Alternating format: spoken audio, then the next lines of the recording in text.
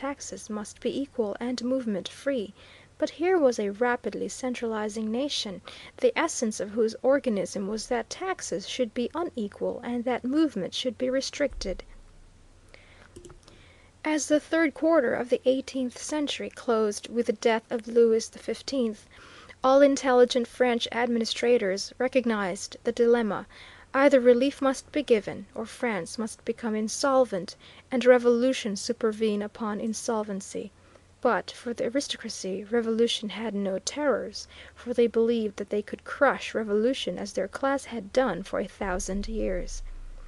Robert Turgot was born in 1727 of a respectable family. His father educated him for the Church, but lack of faith caused him to prefer the magistracy, and on the death of his father he obtained a small place in the court of Parliament. Afterward he became a master of requests, and served for 7 years in that judicial position, before he was made intendant of the province of Limousin. Even this early in life Turgot showed political sagacity. In an address at the Sorbonne he supported the thesis that well-timed reform alone averts revolution. Distinguishing himself as intendant on the death of Louis XV, the king called Turgot to the Council of State, and in August 1774 Turgot became Minister of Finance. He came in pledged to reform, and by January 1776 he had formulated his plan.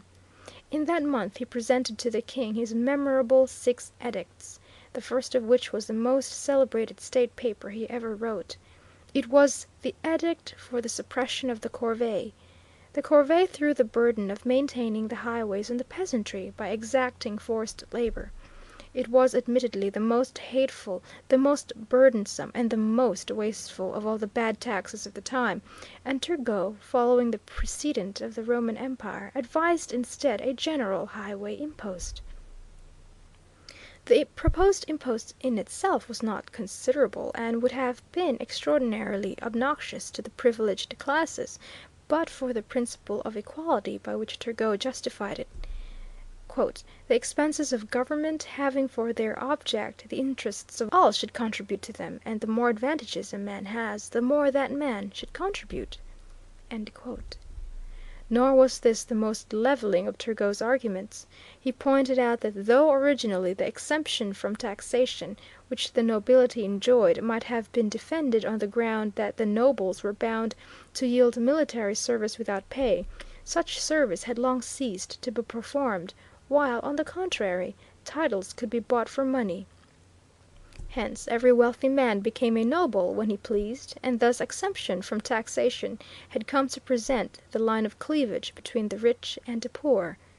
By this thrust the privileged classes felt themselves wounded in their vitals, and the Parliament of Paris, the essence of privilege, assumed their defense. To be binding, the edicts had to be registered by the Parliament among the laws of France, and the Parliament declined to make registration on the ground that the edicts were unconstitutional, as subversive of the monarchy and of the principles of order. The opinion of the court was long, but a single paragraph gives its purport. "The first rule of justice is to preserve to every one what belongs to him. This rule consists not only in preserving the rights of property, but still more in preserving those belonging to the person, which arise from the prerogative of birth and of position. From this rule of law and equity it follows that every system which, under an appearance of humanity and beneficence, would tend to establish between men an equality of duties, and to destroy necessary distinctions, would soon lead to disorder, the inevitable result of equality, and would bring about the overturn of civil society." The judicial opinion was an enunciation of the archaic law of caste as opposed to the modern law of equality, and the cataclysm of the French Revolution hinged upon the incapacity of the French aristocracy to understand that the environment which had once made caste a necessity had yielded to another which made caste an impossibility. In vain Turgot and his contemporaries of the industrial type, represented in England by Adam Smith or even by the younger Pitt, explained that unless taxes were equalized and movement accelerated, insolvency must supervene, and that a violent readjustment must follow upon insolvency.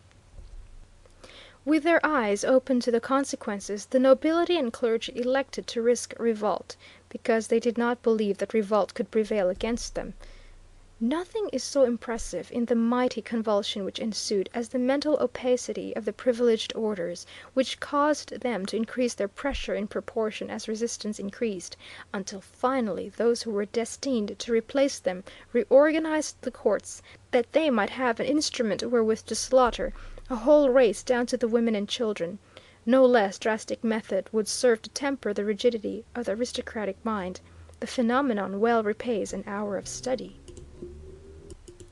Insolvency came within a decade after Turgot's fall, as Turgot had demonstrated that it must come, and an insolvency immediately precipitated by the rapacity of the court which had most need of caution. The future Louis XVIII, for example, who was then known as the Comte de Provence, on one occasion, when the government had made a loan, appropriated a quarter of it, laughingly observing, "When I see others hold out their hands, I hold out my hat."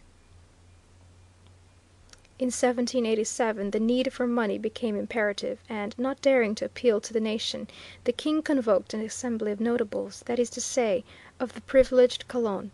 The minister proposed pretty much the measures of Turgot, and some of these measures the notables accepted, but the Parliament of Paris again intervened and declined to register the laws. The provincial parliaments followed the Parliament of Paris. After this the king had no alternative but to try the experiment of calling the States General. They met on May 4th, 1789, and instantly an administrative system, which no longer rested upon a social centre of gravity, crumbled, carrying the judiciary with it. At first the three estates sat separately. If this usage had continued, the clergy and the nobles combined would have annulled every measure voted by the Commons. For 6 weeks the Commons waited. Then on June 10th the Abbé Sieyès said, "Let us cut the cable. It is time." So the clergy and the nobility were summoned, and some of the clergy obeyed. This sufficed. On motion of Sieyès the Commons proclaimed themselves the National Assembly, and the orders fused. Immediately caste admitted defeat, and through its mouthpiece, the king, commanded the Assembly to dissolve. The Commons refused to dissolve, and the nobles prepared for a coup d'état. The foreign regiments in the pay of the government were stationed about Paris, while the Bastille, which was supposed to be impregnable, was garrisoned with Swiss. In reply, on July 14, 1789, the citizens of Paris stormed the Bastille. An unstable social equilibrium had been already converted by pressure into a revolution. Nevertheless, eccentric as the centre of gravity had now become, it might have been measurably readjusted had the privileged classes been able to reason correctly from the premise to conclusion. Men like Lafayette and Mirabeau still controlled the Assembly, and if the king and the nobility had made terms, probably the monarchy might have been saved. Certainly the massacres would have been averted. As a decaying class is apt to do, the nobility did that which was worst for themselves. Becoming at length partly conscious of a lack of physical force in France to crush the Revolution, a portion of the nobility, led by the Comte d'Artois, the future Charles X, fled to Germany to seek for help abroad, while the bolder remained to plan an attack on the rebellion. On October 1, 1789, a great military banquet was given at Versailles. The king and queen with the Dauphin were present. A royalist demonstration began. The bugles sounded a charge, the officers drew their swords, and the ladies of the court tore the tricolour from the soldiers' coats and replaced it with the white cockade. On October 5 a vast multitude poured out of Paris and marched to Versailles. The next day they broke into the palace, killed the guards, and carried the king and queen captive to the Tuileries.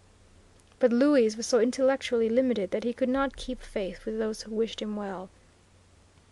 On July 14th, in 1790, the king swore, before 500,000 spectators, to maintain the new constitution. In that summer he was plotting to escape to Metz and join the army which had been collected there under the Marquis de Broglie. while Bouillé himself, after the rising at Nancy, was busy in improving discipline by breaking on the wheel a selection of the soldiers of the Swiss regiment of Chateauvieux, which had refused to march against Paris on the 14th of July, 1789. In October, 1790, Louis wrote to the King of Spain and other sovereigns to pay no heed to his concessions.